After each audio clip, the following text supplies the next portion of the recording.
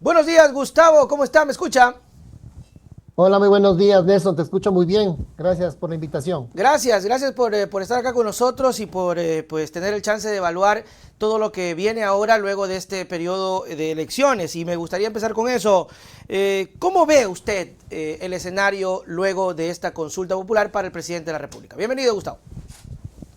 Nelson, gracias nuevamente por la invitación. A ver, tema muy importante. Nos invitaron a una consulta popular costosa, innecesaria y ineficiente, lo vamos a ver. Costosísima, nos ha costado a los ecuatorianos 62 millones de dólares esta consulta popular, que no ha sido sino el uso de los recursos públicos para una campaña de Noboa presidencial buscando su reelección. Eso hay que dejarlo muy claro. Ujú. Para eso se hizo la consulta y para meter entre las 11 preguntas, dos que eran las que tenía como objetivo los grupos económicos de este país.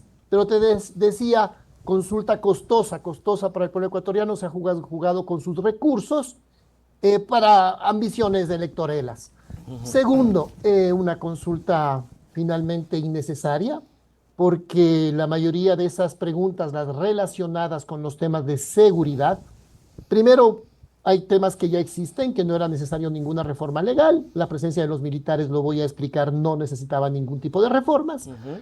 Segundo, algunas, si es que se consideraban necesarias, como el aumento de penas, por ejemplo, o algún tema relacionado con el control de armas, perfectamente se podía tramitar en la Asamblea Nacional, así que costosa e innecesaria. Y además ineficaz, Nelson, porque ineficaz, las cosas no se resuelven por decreto cambiando la ley, la realidad no se cambia cambiando una ley, se cambia con unas estrategias reales, tangibles. En el caso de la seguridad se requiere un verdadero plan de seguridad con indicadores. Si no tienes un plan y ese plan no tiene indicadores, no tienes plan. Y un Nada. indicador correcto tiene cantidad, calidad y tiempo. Si Ujú. no tiene esos elementos, no es indicador. Y si no es indicador, no hay plan. Y le puedes poner el nombre que quieras, no hay plan. Ujú. Entonces es muy grave lo que se nos viene para adelante como ciudadanos, porque vemos que se han invertido recursos que se podían usar de mejor manera para finalmente tener unas herramientas que solamente eran para atraer el voto popular. La gente votó por las Fuerzas Armadas, en mi opinión, la gente votó por los Yo creo militares. eso, yo creo eso. La gente votó por Y, la policía, por las Fuerzas Armadas y la gente votó también porque, no sé, Gustavo, y me gustaría una reflexión ahí, es como no queremos sentirnos mal aunque estamos mal.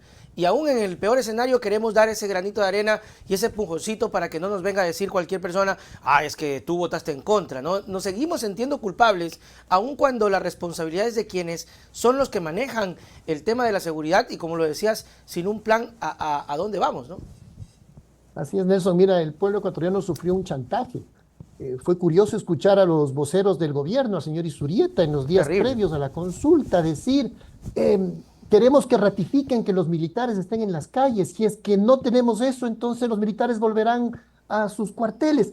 Eso es un verdadero chantaje. Ujú. Así se está haciendo política en nuestro país, chantajeando a la gente con uno de los elementos más necesarios, más sensibles que tienen. La gente no quiere salir con temor a la calle, quiere saber que sus hijos van a volver con felicidad a sus casas en la noche. Entonces, el principal deber del Estado es procurarles seguridad a la gente y el gobierno juega de una manera canallesca, en mi opinión, con este temor que la gente tiene. Entonces, claro, la gente tuvo la sabiduría de rechazar las dos preguntas de fondo, Ujú. pero tuvo tal vez, si quieres, un poco el temor de que no se le dé pretexto a un gobierno votando en contra del tema de los militares o de la seguridad, sino que la gente finalmente votó por eso. Si Claro, tú para... conversas con los taxistas, con la gente de la tienda, les interesaba esa pregunta principalmente porque es la seguridad Ujú. y que no haya pretextos para que luego no se responda sobre esto. Entonces viene la segunda parte Claro. y ya no hay pretextos. Exacto, pero antes de eso, Gustavo, decías que nos podías explicar, me gustaría que se explique o que se nos diga, porque a veces somos de mente bastante frágil. Se podía seguir teniendo a los militares, de hecho estaban los militares, de hecho nos pareció muy ridículo que decía el señor Isurieta, es que si votan que no, hay que sacarlos, entonces estaban ahí, o sea, una cosa bastante rara y absurda. ¿Se puede seguir con ese trabajo? ¿No era necesario? Expliquemos eso un poquito. Pero por supuesto, mira, las reformas legales que se hicieron en la época de Lazo inclusive, permitían un control de una presencia militar permanente en el tema de control de armas, tema que ya venía desde antes incluso, porque Si una competencia tienen los militares en las leyes ecuatorianas desde hace años, es el control de armas en cualquier lugar del territorio nacional, en las fronteras, en los barrios, en cualquier lugar.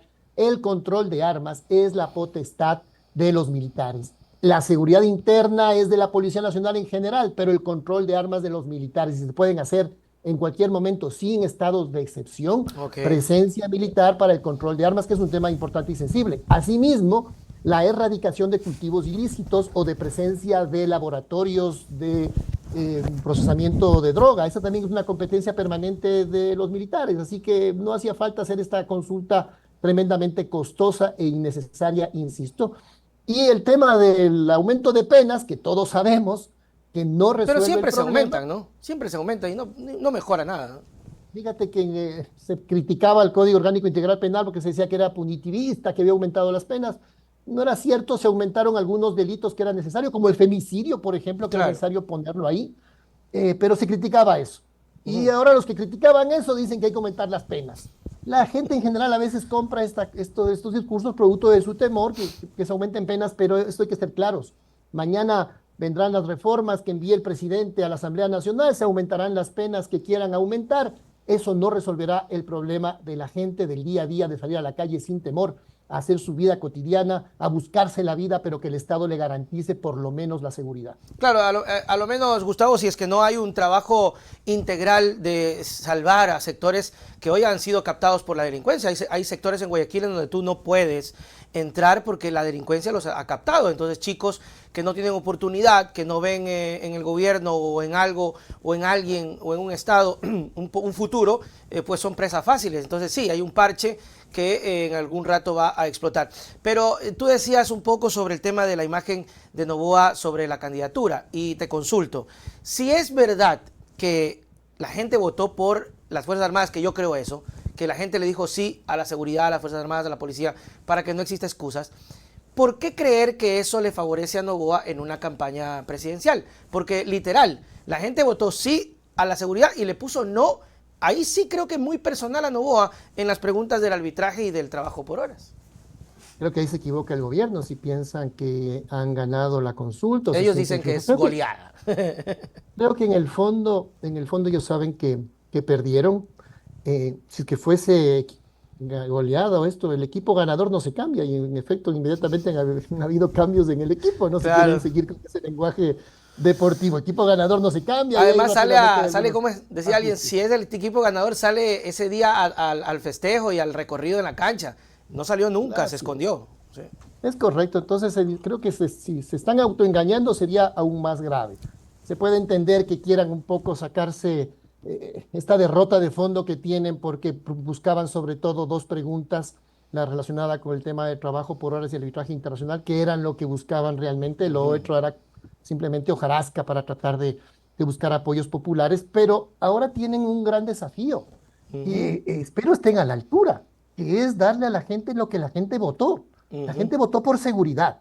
La gente le dijo al gobierno, ¿quieres estas herramientas para darnos seguridad? Tenga las herramientas. El pueblo ecuatoriano le ha dado las herramientas que él pedía. ujú, Las herramientas ya las tenía por un lado y las otras herramientas son inútiles, ineficaces. Aumentar penas, cambiar las leyes, eso no cambia la realidad. ujú, Entonces el gobierno tendrá que ponerse a trabajar, qué ujú, cosa que no ha hecho. Entonces tendrá que realmente ponerse a trabajar. Quizás no están acostumbrados a trabajar, algunos de ellos, quizás el propio presidente no se está acostumbrado a trabajar, pero tendrá que ponerse a trabajar. Si en efecto busca ser consecuente con lo que la gente le ha dicho ahora, me pediste esto, te doy. Toma estas herramientas, danos seguridad. Pero se equivocarán enormemente si no se ponen a trabajar con un plan real. Tú hace un instante hacías, Nelson, un comentario muy oportuno, el tema social, el tema de los ujú. jóvenes sin oportunidades.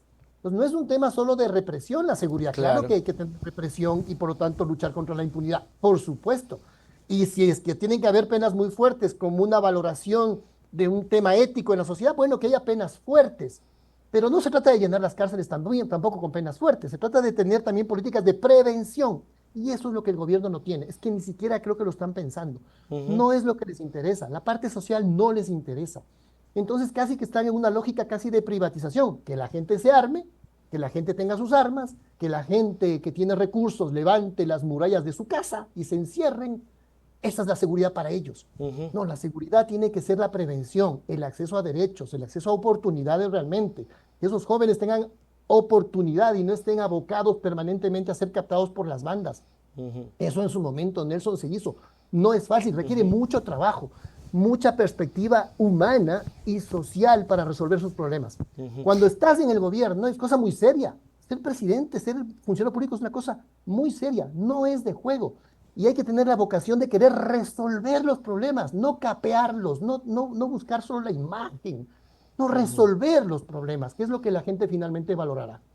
Es un tema bastante importante porque justamente en una conversación familiar hablábamos un poco sobre el tema de los militares, ¿no? Y yo decía sinceramente que no quiero vivir en una sociedad militarizada, ¿no? Y había alguien entre la familia que decía, pero es que eso nos da tranquilidad, nos da seguridad, salir y ver militares. Y hay esta discusión, Gustavo, y me gustaría tu reflexión ahí. ¿Vivir en una sociedad militarizada es estar en paz? Yo, desde mi punto de vista, por ejemplo, si salgo al parque y veo un parque lleno de militares, yo me regreso a la casa. Imagínate un man ahí queriendo asaltar un cruce de balas, me muero yo, se muere mi hijo. Claro, no, más armas en las calles no es más seguridad. Y por supuesto que hay que sacar las 300.000 armas ilegales que están circulando por las calles. Hay, por lo menos eso, hay más o menos ese número, según investigaciones, y los militares deben ocuparse de eso, de hacer esas requisas de armas, de hacer esos operativos sorpresivos regulares para ir retirando las armas de una sociedad.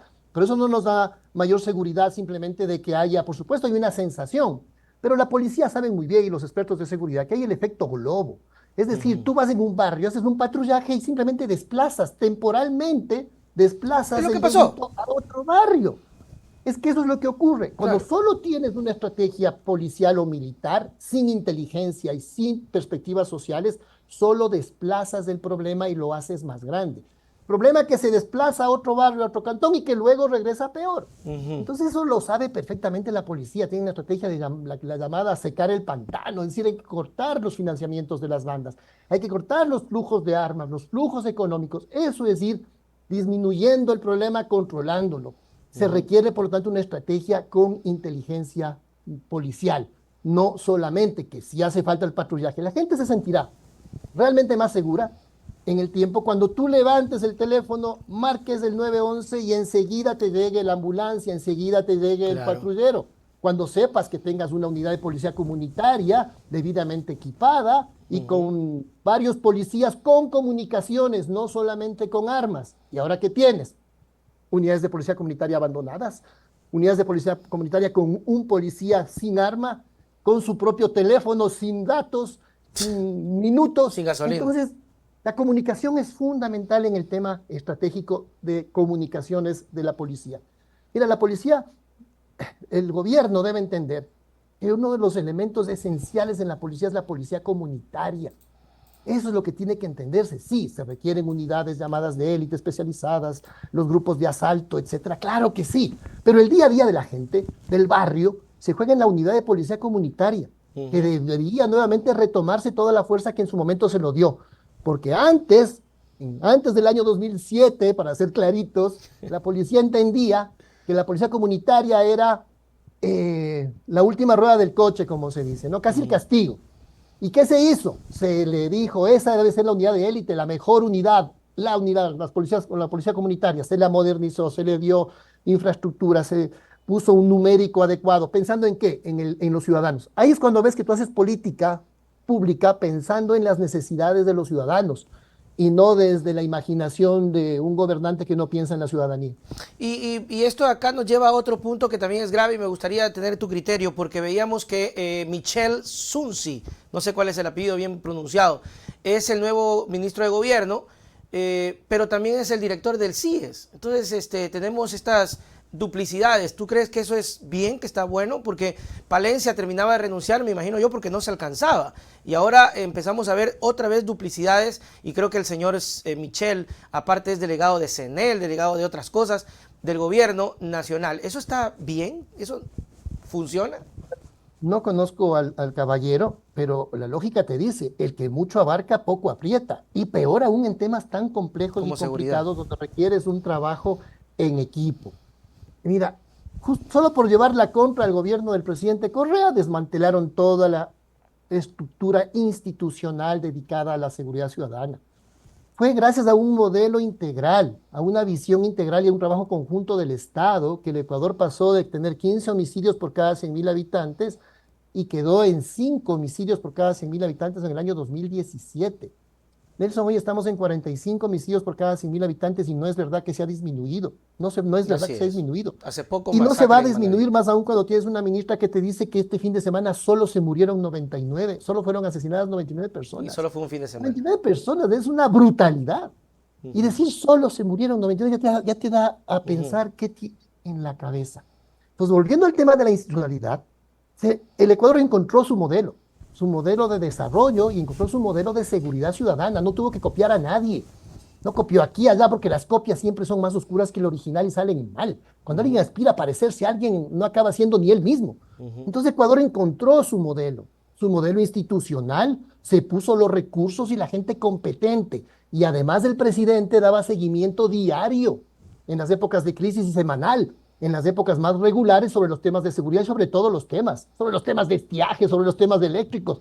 Requiere un presidente que trabaje y que haga seguimiento. No es un tema de nombrar funcionarios y decirles ahí verás qué haces o me reportarás algún día. Se hace seguimiento, eso es Ujú. gestión, eso Eso es es lo más trabajo. importante, sí. Evidentemente, Nelson, eso significa trabajar 18 horas al día.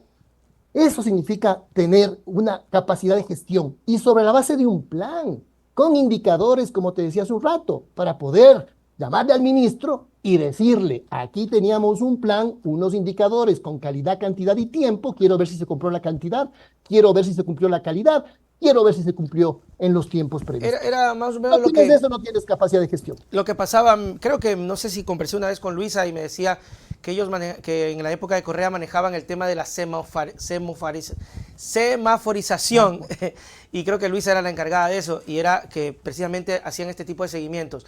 Y eso incluso, Gustavo, como tú dices, es hasta por sentido común, más allá de cómo lo quiere hacer Novoa, si le quiere poner verde, rojo, amarillo, violeta, lo que sea, es el tema del trabajo. ¿Se nota eso en seguridad, Gustavo, porque no hay un plan? Y un tema muy evidente, los apagones. El señor, claro, heredó, es verdad, esto viene desde el mismo Moreno que no le dio seguimiento, Lazo le importó un pepino y Noboa sabía porque fue asambleísta y no le dio el seguimiento, Gustavo. Entonces, ¿no se puede lavar las manos Noboa de eso? No se puede, no se puede lavar las manos de eso, ni un gobernante serio puede echarle la culpa a los de atrás. Eso es síntoma de mediocridad. Uh -huh. Lo que tiene que hacer es llegar a resolver problemas. Para eso se lanzó, para eso se asumen causas, para eso se abrazan compromisos, para resolver problemas, no para llegar a decir, los de atrás tuvieron la culpa, o, Uh ay, me -huh. engañaron.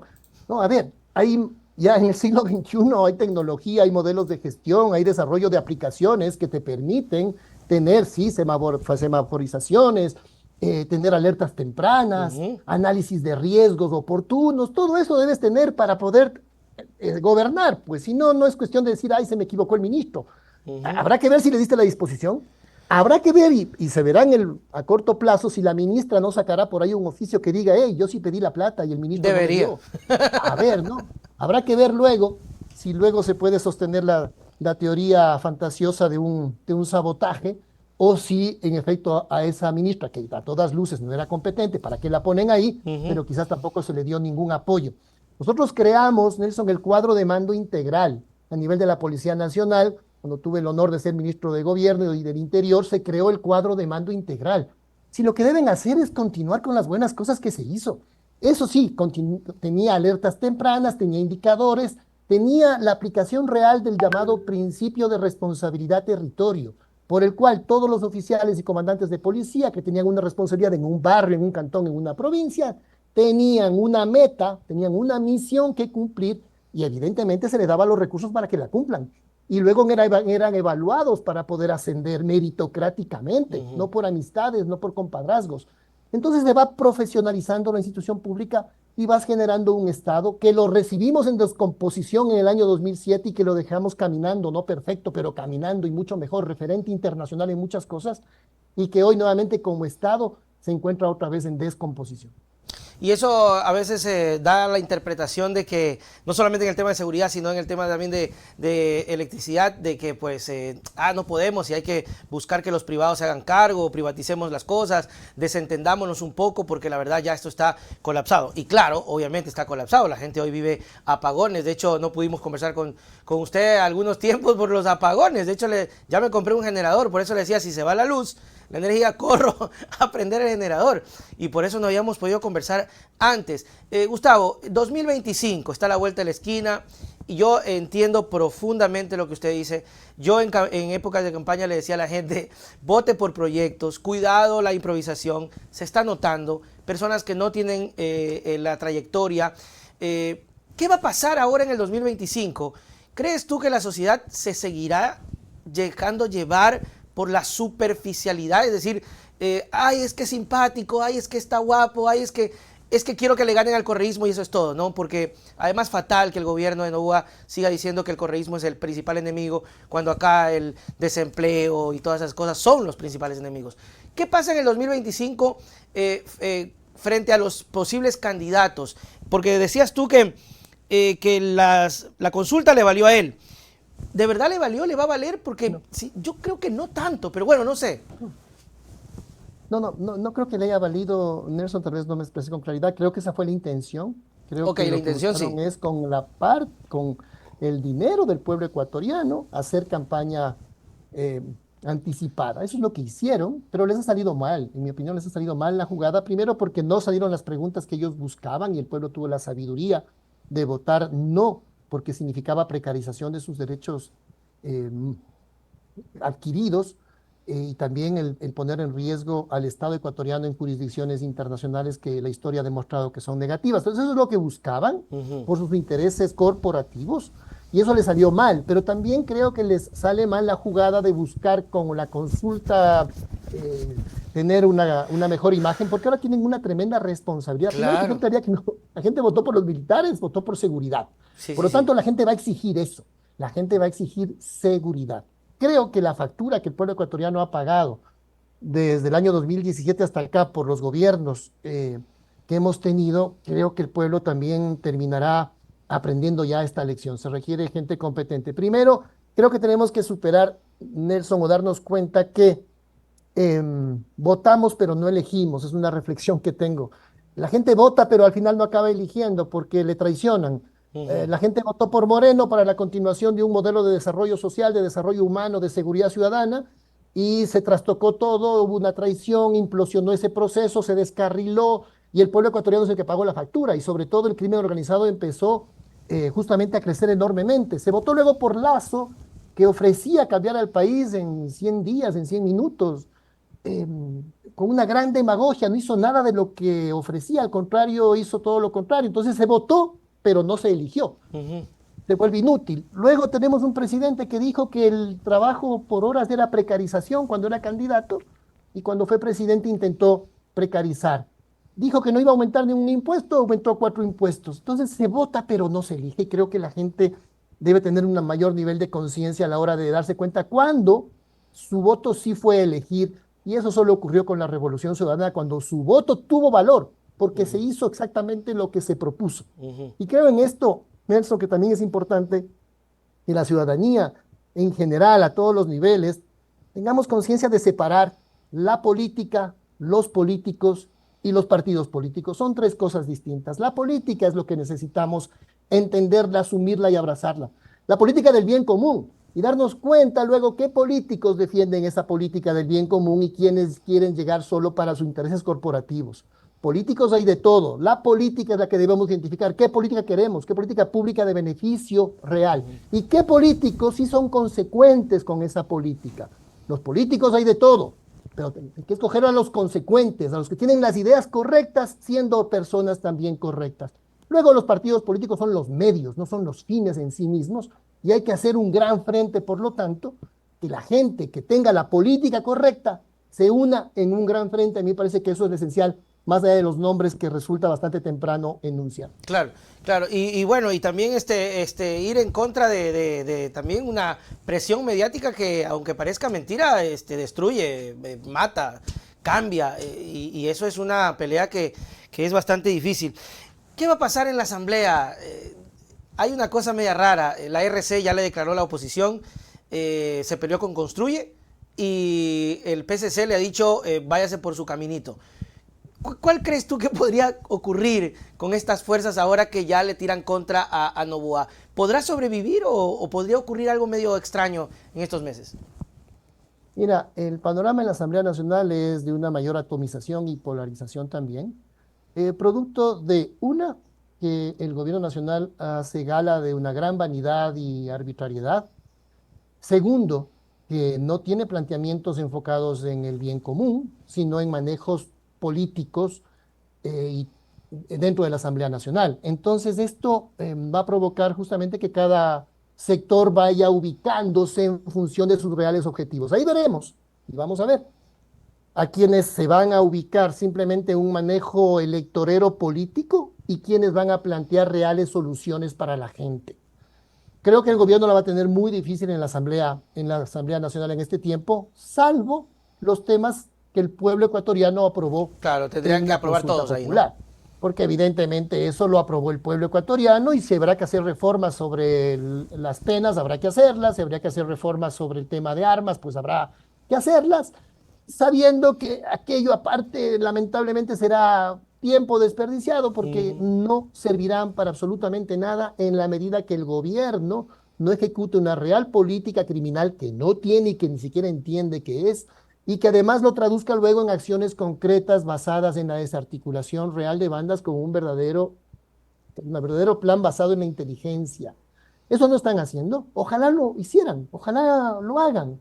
Y que además que esa que es su responsabilidad, no es más que eso, la cumplan frente al pueblo ecuatoriano. Y el pueblo ecuatoriano pues valorará si es que en efecto se hizo un trabajo pensando en los ciudadanos, si se pusieron realmente a trabajar o si solamente son TikToks y frases sueltas y que no les llegan al día a día de la gente. Y creo que en un tema de seguridad me parece que el pueblo va a ser muy exigente sobre estos temas. ¿Y cuánto tiempo crees tú que pueda pasar, Gustavo? Porque yo decía que lo que más le convendría a Noboa era de que gane el no, y así de pronto decía él, ah, bueno, dijeron que no a todo, entonces ahí sí, yo no sé, ya no sé qué hacer, pero la gente le dijo que sí en seguridad.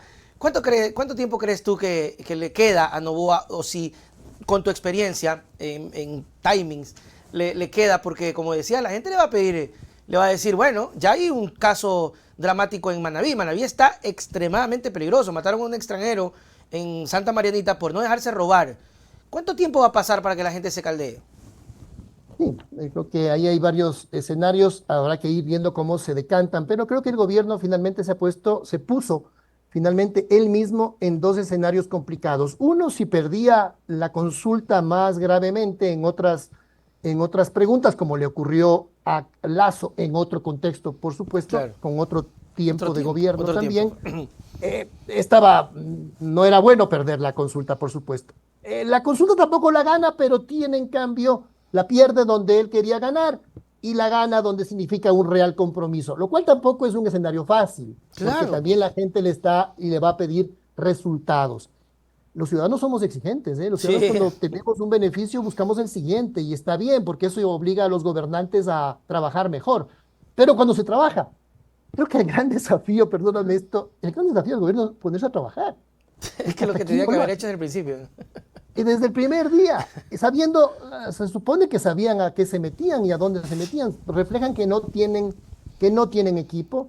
Entonces esto la gente lo va a ir percibiendo, la gente se va a ir cansando, la gente puede tener un cierto nivel de paciencia porque además en el fondo los deseos de todo el mundo es ya pues salgamos de esto, ya pues a Sí, sí, ver sí, así es. que esto funcione.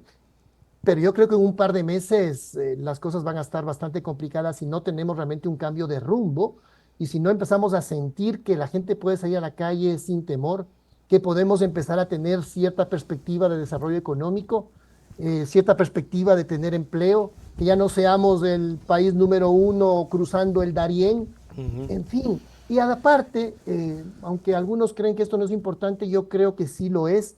En términos internacionales, el Ecuador va a empezar a estar aislado. Ah, sí, sí, Esto sí, se va a lo de sentir México. también. El comercio internacional va a irse viendo afectado. Las propias élites económicas lo van a percibir y lo van a sentir.